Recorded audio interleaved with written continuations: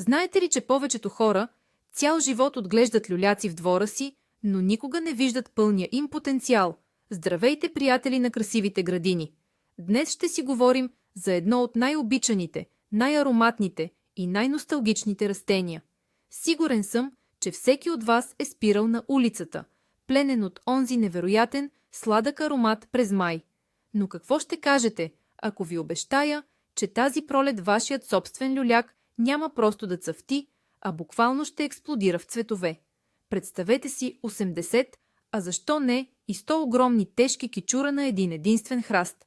Да, звучи като магия, но всъщност е чиста наука и малко хитрост.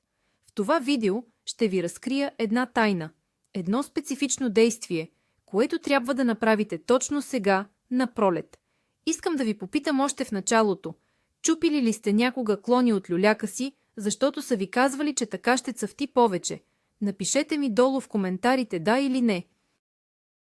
Подгответе се, защото днес ще разбием много митове и ще превърнем градината ви в истински рай. Преди да преминем към същината, нека разберем с какво точно си имаме работа. Люлякът е изключително издръжливо растение, което идва първоначално от скалистите хълмове на Източна Европа и Азия. Исторически погледнато, той е оцелявал при сурови зими и бедни почви. Именно тази негова издръжливост е причината много градинари да го приемат за даденост. Оставят го в ъгъла на двора, поливат го от дъжд на вятър и чакат чудото да се случи. И да, той ще цъфти, защото инстинктът му за оцеляване е огромен. Но дивият люляк прави малки, редки цветчета. За да получим онези впечатляващи кичести сортове, които приличат на пухкави облаци, трябва да променим изцяло подхода си. Растението има нужда от насочване на енергията. Всичко се свежда до това, как люлякът разпределя своите жизнени сокове след дългия зимен сън. Ако го оставим на самотек, той ще вложи силите си в растеж на листа и безполезни клони. Нашата мисия днес е да станем диригенти на тази енергия и да я насочим директно към създаването на цветни пъпки. Започваме с най-важното нещо, а именно точният момент, в който трябва да действате. Много градинари правят една огромна грешка, като чакат времето да се стопли твърде много. Истината е, че люлякът се събужда изключително рано. Веднага щом снегът се стопи и температурите трайно се задържат над нулата, обикновено в началото на месец март, вие трябва да сте готови за действие. Представете си как земята е още леко влажна и студена, но пъпките на вашия храст вече започват едва забележимо да наедряват. Точно това е вашият златен прозорец от време. Ако изпуснете този момент и изчакате до април, когато листата вече се разпукват, всяка ваша намеса ще причини огромен стрес на растението. Вместо да насочи енергията си към създаването на онези мечтани 80 огромни цвята, люлякът ще започне да лекува раните си и да се опитва да оцелее. Затова, мили приятели, вземете си бележка още сега. Следете прогнозата за времето. Когато видите, че идва първата поредица от няколко слънчеви дни, след края на голямата зима, облечете топлото яке, вземете любимата си градинарска ножица и излезте в двора. Точно тази ранна, навременна реакция е първата и може би най-критична стъпка към постигането на този невероятен, спиращ дъха цветен водопад, който всички ние толкова много искаме да видим в градината си. Не подценявайте силата на правилното време, защото в природата таймингът е абсолютно всичко. И така, вече сме в градината. Първото нещо, което трябва да направите, е една много внимателна визуална инспекция. Не бързайте веднага да режете или торите. Обиколете храста бавно от всички страни. Представете си, че сте лекар, който преглежда пациент след дълго боледуване. Зимата е била сурова, имало е силни ветрове, може би обилен сняг, който е тежал върху клоните. Потърсете счупени клони, такива, които са се претъркали един в друг и са наранили кората си. Обърнете специално внимание на онези тънки, слаби клончета, които изглеждат изсъхнали и безжизнени. Те са като мъртво тегло за вашия люляк. Дори и да не са напълно загинали, Растението ще хаби ценни хранителни вещества, за да се опитва да ги съживи. Вие искате тази енергия да отиде в здравите пъпки, които ще родят цветове. Затова маркирайте мислено или дори с малки цветни конци всички тези проблемни зони. Едно отлично упражнение е да хванете леко клончето и да го огънете.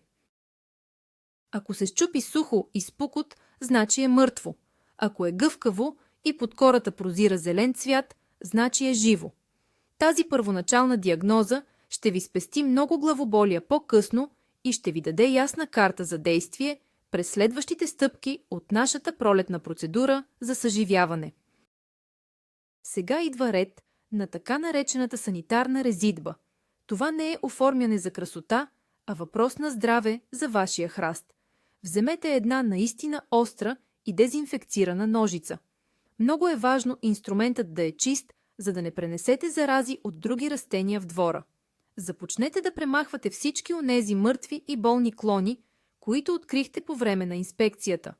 Режете смело чак до здрава тъкан или до основата на клона, ако целият е увреден. Не оставяйте стърчащи малки пънчета, защото те са идеална входна врата за гъбични инфекции и вредители. Представете си го като почистване на рана. Целта е да оставим само най-силния, най-жизнения дървен материал. Когато премахнете всички сухи клечки, ще забележите как храстът веднага изглежда по-лек и по-свеж. Това отваря пътя на соковете да се движат свободно нагоре от корените към върховете. Много хора се страхуват да режат, мислейки, че така ще намалят цветовете. Истината е точно обратната. Чрез санитарната резидба вие казвате на растението: не си губи времето с болните части, насочи цялата си мощ към създаването на онези гигантски ароматни съцветия, заради които всички толкова много обичаме люляка. Това е инвестиция в бъдещия обилен цъфтеж. Ето тук е моментът да развенчаем един от най-старите и най-вредни митове в градинарството въобще. Сигурно сте чували бабите и дядовците да казват: чупи люляка смело, колкото повече го чупиш, толкова повече ще цъфти до година. Това е абсолютно и категорично погрешно. Моля ви, никога, ама никога не чупете клоните на люляка с ръце. Когато отчупите клон, вие създавате огромна, разкъсана рана. Кората се обелва надолу по стъблото, дървесината се разцепва неравномерно. За растението това е истински шок. То трябва да изразходва огромни количества енергия, за да заздрави тази огромна площ, вместо да се готви за цъфтеж. Освен това, тези разкъсани рани са перфектното място за развитие на бактериални инфекции. Винаги, абсолютно винаги, използвайте остри режещи инструменти. Гладкият, чист срез зараства бързо и безпроблемно. Митът за чупенето е възникнал просто защото хората са забелязали, че резидбата стимулира растежа, но са го правили по най-варварския възможен начин. Бъдете модерни и разумни градинари. Уважавайте растението си. Едно чисто отрязване под ъгъл ще свърши чудеса за стимулирането на нови пъпки, докато едно брутално отчупване може да върне развитието на вашия храст с цели няколко години назад. Следващата изключително важна стъпка от нашата стратегия е просветляването на центъра на храста. Люлякът по природа обича да пуска много гъсти вътрешни клонки. С течение на годините центърът на храста става толкова заплетен, че там не прониква нито слънчева светлина, нито свеж въздух. А знаете ли какво обичат най-много гъбичните заболявания? Точно така – тъмно, влажно и застояло. За да гарантирате експлозия от цветове, трябва да отворите храста като чадър. Влезте смело навътре и изрежете всички онези клони, които растат навътре към центъра, вместо навън. Премахнете и клоните, които се кръстосват и се търкат един в друг. Представете си, че искате една малка птичка да може свободно да прелети през средата на вашия люляк. Когато слънчевите лъчи успеят да проникнат до самата сърцевина на храста, те ще събудят спящите пъпки там.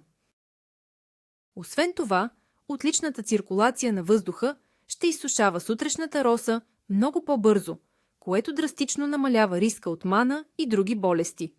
Един добре просветлен люляк е здрав люляк, а само здравият люляк има силата да изхрани над 80 огромни цвята. Резултатът от тази стъпка ще бъде видим веднага, хръстът ви ще изглежда много по-елегантен и подреден. Сега стигаме до един от най-големите скрити врагове на обилния цъфтеж, а именно кореновите издънки. Ако погледнете в основата на вашия стар люляк, най-вероятно ще видите цяла гора от малки, тънки стръкчета, които излизат направо от земята около главното стъбло. Това са така наречените издънки. Те може да изглеждат безобидни, дори симпатични, но всъщност са истински енергийни вампири. Те смучат вода и хранителни вещества директно от кореновата система на растението майка. Вместо тези безценни ресурси да се качат нагоре към върха, за да направят огромни цветове, те се хабят за отглеждането на тези малки паразити. Не правете грешката просто да ги отрежете на нивото на земята с ножицата, защото те ще поникнат отново и то двойно повече. Правилният подход е да вземете една малка лопатка, да разровите внимателно пръстта около издънката, докато стигнете до мястото, където тя се отделя от главния корен. Точно там, в самата основа, я изрежете плътно или я откъснете рязко. Само така ще спрете растежа им трайно. Премахването на тези енергийни кратци ще доведе до невероятен прилив на сила в основното растение. Ще забележите разликата още същата пролет. Нека обърнем внимание на нещо, което много хора забравят или ги мързи да направят. Погледнете върховете на клоните си. Виждате ли там остатъци от миналогодишните прецъфтели цветове? Тези сухи, кафяви семенни кутийки, които стърчат като грозни метлички, ако не сте ги премахнали веднага след цъфтежа миналото лято, сега е последният ви шанс да поправите тази грешка. Защо това е толкова важно? Защото процесът на създаване на семена е най-енергоемкият процес в живота на всяко растение. Докато тези сухи кутийки са там, растението е влагало сили да ги изхрани. Сега, на пролет, те пречат на новия растеж. Вземете ножицата и внимателно отрежете тези стари съцветия до първата двойка силни зелени пъпки, които виждате под тях. Бъдете много внимателни да не нараните самите нови пъпки, защото именно от тях ще излязат новите клони и новите цветове тази година.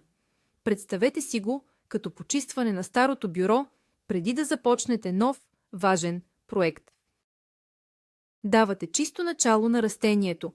Този малък детайл прави огромна разлика във външния вид на хръста и в способността му да формира големи и красиви кисти през предстоящия май. След като приключихме с горната част на растението, е време да погледнем надолу, към почвата. Здравите корени означават здрав храст и огромен брой цветове. След зимните дъждове и снегове, почвата около основата на люляка често е сбита, твърда като камък и покрита с кора. Това пречи на кислорода да достигне до корените, а те имат нужда да дишат точно толкова, колкото имат нужда от вода. Вземете една малка мотика или градинарска вила и много внимателно разрохкайте горния слой на почвата в радиус от около 1 метър около стъблото. Бъдете изключително нежни. Корените на люляка са разположени много плитко под повърхността. Ако копаете дълбоко, ще ги нарежете и ще нанесете непоправими щети. Целта ви е просто да разбиете кората на дълбочина не повече от 3 до 5 см. Представете си, че правите лек масаж на земята. Това ще позволи на пролетните дъждове да попиват дълбоко, вместо да се оттичат по повърхността и ще вкара свеж въздух при корените. Тази проста процедура по аериране събужда почвените микроорганизми, които от своя страна помагат на люляка да усвоява хранителните вещества много по-ефективно. И сега стигаме до една от най-големите тайни за постигане на онези мечтани 80 цвята на един храст. Става дума за дървесната пепел. Да, точно така, обикновената пепел от вашата печка на дърва или камина е истинска магическа пудра за люляка. Защо? Защото люлякът обожава почви с леко алкална реакция, а дървесната пепел е естествен начин да неутрализираме киселинността в земята. Освен това, тя е изключително богата на калий и фосфор. Фосфорът е елементът, който отговаря директно за формирането на големи, здрави пъпки, а калият прави цветовете ярки и наситени. Как да я приложим? Вземете около 2 чайни чаши пресята дървесна пепел. Важно е дървесината да е била чиста, без лепила, бои или пластмаси в нея. Разпръснете пепелта равномерно върху вече разрохканата почва около хръста. Не я трупайте на купчинка до самото стъбло, а я разнесете в кръг. След това леко, с помощта на малко гребло, я смесете с горния слой на земята. Това е най-добрата, най-екологичната и най-евтината храна, която можете да дадете на вашия люляк на пролет. Резултатите ще ви оставят без думи, когато хръстът разцъфне. Освен пепелта, в ранната пролет люлякът се нуждае от лек тласък, за да събуди листната си маса. Тук на сцената излиза азотът. Но внимавайте много. Това е мястото, където хиляди градинари бъркат фатално. Ако сложите твърде много азотен тор, например голямо количество оборска тор или силен изкуствен препарат, растението ще полудее. То ще започне да пуска огромни, дълги зелени клони и гигантски листа, но познайте какво? Няма да цъфне почти никак. Азотът стимулира листната маса за сметка на цветовете. Затова тайната е в мярката. Използвайте много малко количество азот, само колкото да дадете старт на пролетното развитие. Една отлична идея е да направите слаб чай от компост или да добавите шепа добре огнил, стар компост около основата.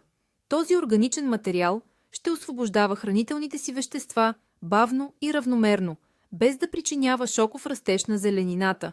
Ние искаме баланс. Искаме растението да има достатъчно листа, за да фотосинтезира, но основният му фокус да остане върху създаването на онези тежки, уханни съцветия. Помнете златното правило за люляка. По-добре по-малко тор, отколкото прекалено много. Нека поговорим за поливането. Обикновено през пролетта земята е достатъчно влажна от топящите се снегове и пролетните дъждове. В 90% от случаите старият установен люляк няма нужда от допълнително поливане по това време на годината. Въпреки това, климатът се променя и понякога ставаме свидетели на необичайно сухи, топли и ветровити пролети. Ако забележите, че земята около вашия храст е напълно суха и прашна на дълбочина от няколко сантиметра, а пъпките вече се развиват, трябва да се намесите. Как се полива люляк правилно? Никога не пръскайте вода върху клоните и листата. Това само кани болестите в градината ви. Вземете маркуча и го сложете в основата на хръста. Пуснете водата на съвсем слаба струя и я оставете да тече бавно поне 20 до 30 минути. Идеята е водата да попие дълбоко в почвата, чак до най-долните корени, а не просто да намокри повърхността. Това дълбоко поливане се прави само веднъж на няколко седмици при липса на дъжд. То ще подсигури необходимото налягане на соковете в растението, за да може пъпките да наедреят до максималния си възможен размер. Едно от най-добрите неща, които можете да направите за вашия люляк, след като сте почистили, разрохкали и наторили почвата, е да сложите мулч. Мулчирането е тайното оръжие на професионалните градинари. Какво представлява то? Това е покриване на земята около растението със слой от органичен материал. За люляка най-добре работят натрошени кори от дървета, борови иглички или дори изсъхнали листа от миналата есен.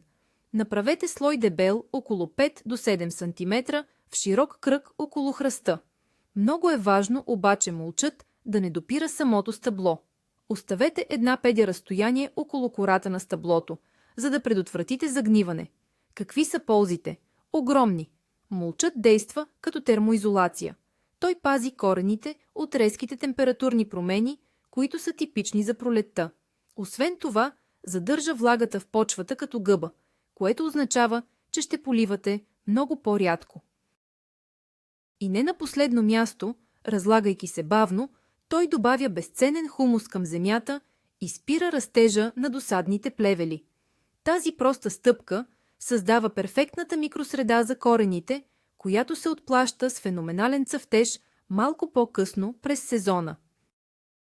А какво да правим, ако имаме в двора си много стар, занемарен люляк, който е висок над 3 метра, цветовете му са само на самия връх, където не можем дори да ги помиришем, а отдолу е само голи дебели стъбла. За такъв храст се прилага така наречената подмладяваща резидба. Това е по-радикална мярка, но тя върши истински чудеса. Тайната тук е правилото на 1/3. Не режете целия храст до земята, защото това може да го убие. Вместо това, тази пролет изберете 1/3 от най-старите, най-дебели и напукани стъбла. Отрежете ги съвсем ниско, на около 10 до 15 см от земята. Това действие ще шокира леко растението, но в добрия смисъл. То ще бъде принудено да събуди спящите пъпки в основата си и да пусне мощни, нови, млади издънки. До година ще отрежете втората третина от старите стъбла, а по-до година и последната част. Така за период от 3 години вие напълно ще подмените дървесината на вашия люляк с нова и жизнена. Новите стъбла ще цъфтят много по-обилно и по-ниско, точно на нивото на очите ви, където ще можете да се наслаждавате на аромата им всеки ден. Докато работите по вашия люляк, е важно да мислите и за неговата цялостна форма. Представете си как искате да изглежда храстът, когато се покрие с листа и цветове. Идеалната форма за един люляк е формата на чадър или ваза. Тясна основа долу, която се разширява плавно нагоре. Това не е само въпрос на естетика, а и на биологична целесъобразност. Когато долната част е чиста от дребни клонки, въздухът преминава свободно, а когато горната част е разперена, всеки един цвят получава своя дял слънчева светлина. Ако видите клони, които растат право нагоре и се състезават с главния връх, скъсете ги леко. Опитайте се да създадете хармония. Градинарството е вид скулптура с живи растения. Когато оформите люляка правилно в ранната пролет, вие създавате скелета, рамката, върху която растението ще нарисува своята цветна картина през май. Добре оформеният храст изглежда величествено дори и през зимата, когато е без листа, а по време на цъфтеж се превръща в абсолютния център на вниманието във всеки един двор. Време е да поговорим за здравето на вашия люляк и за онези малки, невидими проблеми, които могат да провалят целия сезон. Пролетта е моментът, когато вредителите се събуждат заедно с растението. Вгледайте се внимателно в кората на стъблата. Виждате ли малки, сиви или кафяви подотини, които приличат на малки люспички, залепнали за дървото? Това най-вероятно са щитоносни въшки. Те смучат соковете на растението и го изтощават неимоверно. Ако забележите такива натрапници, не чакайте проблемът да се разрасне. Вземете една обикновена четка с твърд косъм, може дори стара четка за зъби, потопете я в слаб сапунен разтвор и буквално изтъркайте тези паразити от кората. Това е механичен, напълно екологичен и много ефективен метод за справяне с проблема в ранен стадий. Ако инфекцията е много силна, може да се наложи да напръскате с безвредно биомасло, което ще задуши вредителите. Справяйки се с тези малки кръвопийци сега, вие гарантирате, че цялата сила на соковете ще отиде за формирането на пъпките, а не в търбусите на насекомите. Една от най-големите опасности за зашеметяващия цъфтеж на вашия люляк идва от небето. Става въпрос за късните пролетни слани. Представете си следната ситуация. Направили сте всичко правилно, наторили сте, подрязали сте, пъпките са се издули и са готови да се отворят. И изведнъж в края на март или дори началото на април температурите падат рязко под нулата през нощта. Тези млади крехки пъпки са изключително чувствителни на измръзване. Ако замръзнат, те просто ще почернеят и ще опадат, а вие ще останете без цветове тази година. Какво да направите? Бъдете бдителни и следете прогнозата за времето ежедневно. Ако метеоролозите обещават ясна, безветрена и много студена нощ, действайте. Вземете голямо парче агривил, стар чаршаф или дори леко одеяло и внимателно покрийте хръста над вечер. Уверете се, че покривалото стига до самата земя, за да задържи топлината, която се излъчва от почвата нагоре. На сутринта, веднага щом слънцето изгрее и температурите се вдигнат, задължително махнете покривалото. Това малко усилие може буквално да спаси целия ви труд и да ви гарантира онези жадувани 80 кичура с цветове. Нека обърнем внимание и на обкръжението на вашия люляк. Той е звездата на шоуто, но дори и звездите се нуждаят от правилна сцена. Люлякът е изключително светлолюбиво растение. Ако около него има високи дървета, които през пролетта пускат плътна сянка върху него, той никога няма да цъфти обилно. Растението ще хвърля всичките си сили в издължаване на клоните в отчаян опит да достигне до слънчевите лъчи, вместо да формира цветове. Погледнете нагоре. Има ли клони от съседни дървета, които блокират южното или източното слънце?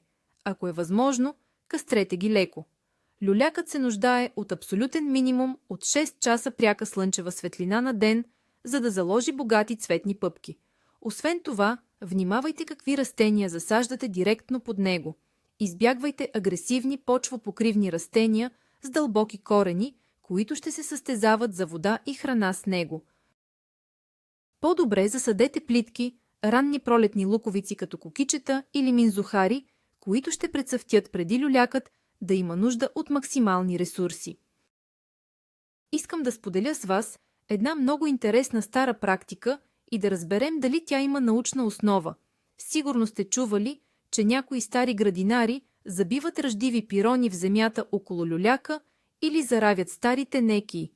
Те вярват, че ръждата дава желязо на растението и прави цветовете по-тъмни и ароматни. Истината е малко по-различна. Люлякът наистина се нуждае от микроелементи, включително желязо, за да бъде здрав и да има наситено зелени листа. Но желязото от старите пирони под формата на железен оксид е изключително трудно усвоимо за корените на растенията. Това е много бавен процес, който отнема години. Въпреки това, тази стара практика ни подсказва нещо важно. Микроелементите са ключови. Вместо да заравяте боклуци в двора си, много по-добре е напролет да напръскате листата на люляка, веднага щом се покажат, със слаб разтвор на листен тор, богат на микроелементи, включително желязо в хелатна форма. То се усвоява веднага и дава мигновен тласък на растението, осигурявайки му перфектното здраве, необходимо за създаването на зашеметяваща цветна феерия. Стигаме до най-приятната, но и най-изпълнената с очакване част от нашия пролетен ритуал, а именно наблюдението. След като сте приложили всички тези тайни стъпки, подрязали сте правилно, наторили сте с пепел, разрохкали сте почвата и сте защитили хръста, започва магията. Наблюдавайте пъпките. Ще забележите как с всеки изминал слънчев ден те стават все по-големи, по-закръглени и започват да придобиват лек зеленикав или лилав оттенък в зависимост от сорта. Този процес е истинско доказателство, че сте си свършили работата перфектно. Насладете се на този момент. Докоснете леко наедрелите пъпки, усетете жизнената сила, която пулсира в тях. Това е времето, когато растението преработва всички онези полезни вещества, които сте му осигурили, и ги трансформира в бъдеща красота. Градинарството не е само физически труд, то е и духовна връзка с природата. И когато виждате как вашият люляк реагира на вашите грижи, удовлетворението е просто неописуемо. И ето ни на финалната права преди големия взрив. Вече сме в края на април или началото на май. Листата са напълно развити, свежи и зелени, а на върха на всеки здрав клон се е оформило огромно, тежко съцветие, което е на път да се отвори. В този момент единственото, което трябва да направите, е да подготвите сетивата си. Съвсем скоро първите цветчета ще се разтворят и въздухът във вашия двор ще се изпълни с онзи неповторим, упойващ аромат, който всички обожаваме. Благодарение на вашите правилни, навременни пролетни грижи, вместо обичайните 20 или 30 хилави цветчета, сега пред вас се подготвя истинско шоу. Вашият храст е зареден с енергия да изхрани и задържи 80, а може би дори повече гигантски кичура. Те ще бъдат по-ярки, по-ароматни и ще издържат много по-дълго от обикновено. Вие трансформирахте едно обикновено растение в истински шедьовър на градинското изкуство. Време е да извадите фотоапарата, да поканите съседите на кафе в двора и да се насладите на триумфа на вашите усилия. И така, приятели, видяхте ли колко много неща всъщност се случват с този на пръв поглед обикновен храст? Истинската тайна за постигането на онези невъобразими 80 цвята не се крие в някакво скъпо, магическо хапче, а във вашето внимание, разбиране и навременни действия в ранната пролет. От избора на точния момент за санитарна резидба, през развенчаването на вредния мит за чупенето на клоните, до тайното подхранване с дървесна пепел и защита от издънки, всяка една стъпка е парченце от пъзела. Когато сглобите всички тези парченца, резултатът е просто поразителен. Вашият люляк ще ви се отблагодари с цветен водопад, който ще преобрази целия ви двор и ще ви донесе невероятна радост. Огромно благодаря, че останахте с мен до края на това дълго и детайлно пътешествие в света на градинарството. Ако това видео ви е било полезно и сте научили нещо ново, моля ви, абонирайте се за канала, за да не изпускате следващите ни тайни за перфектната градина. Ударете по един лайк, това наистина помага много на канала да се развива. И не забравяйте да ми отговорите в коментарите какъв цвят е люлякът във вашия двор и ще изпробвате ли метода с дървесната пепел още тази пролет. Очаквам отговорите ви с нетърпение. До нови срещи и успешен цъфтеж!